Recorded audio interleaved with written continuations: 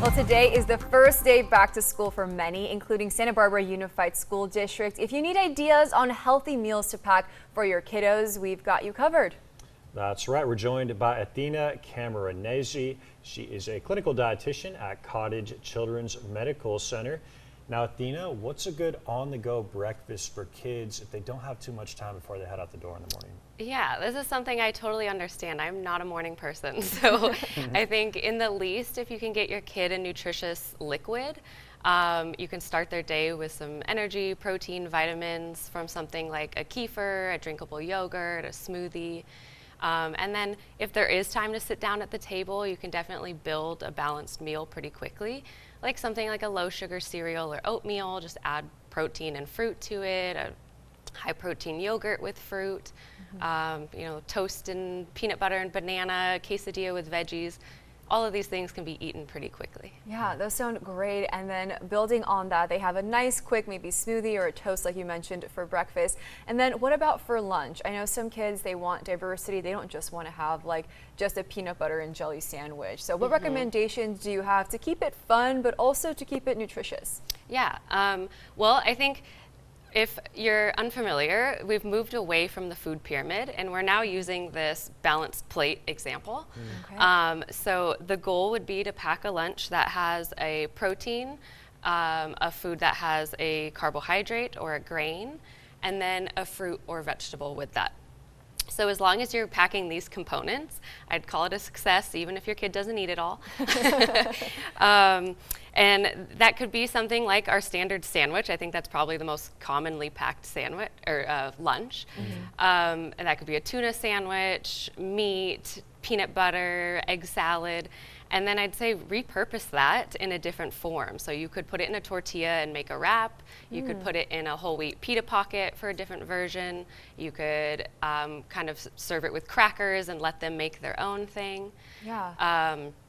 And then I think actually trying to let your kid have some choice in the matter can increase the likelihood that they're going to finish the meal. So you can still drive the balance of the meal, but ask questions like, would you like a sliced apple or strawberry in your lunch today? And then they feel like they made the choice and are kind of playing a role in their meal. Yeah, I feel like it's a balance of the parents trying to be creative for the kids and repurposing maybe a similar meal like you mentioned, and the kids feeling like they have some ownership over what they're eating, and it's not just like, oh, mom packed this, so I have to eat this. Yeah, absolutely, and having fun with it. Sometimes, kids don't want to eat a cucumber in a circle, but they'll eat it in a spear. Like you can just play around with things or serve it with sauces and dips that they like to increase the likelihood they'll eat it. Yeah. Sounds good. Now, I want to talk to you about vending machines. I don't know how many vending machines are actually on campuses anymore. I feel like they're going away from that, but I don't know for sure. But what are your thoughts on vending machines if your kid didn't get to pack a lunch and they want to go over there and grab chips or maybe cookies? Is that something that you say, no, don't ever do it? Or, every now and then it'd be okay? I think every food can find a place in your child's diet at some point. But I think a lot of it comes down to how frequently we're having it, and I think our attitude around the food can make a difference too. So I encourage parents to try to follow the same guidelines they want their kids to be following, lead by example. And that can be a great teaching tool to teach your kid how to enjoy those foods without overindulging but not feeling totally restricted. Yeah. And let's be real, your kid's probably getting that food at school whether or not you're buying it. They might be trading the lunch you make for a bag of chips. Or bartering out And there. bartering, yeah, absolutely. So I think, letting them incorporate it sometimes actually can be a good lesson. Yeah, and real quick, I want to talk about the rising cost of groceries as well, because sometimes it almost feels like, okay, either you can eat healthy or you can do a budget-friendly grocery shop. So how do you navigate that? Yeah, that is really challenging right now.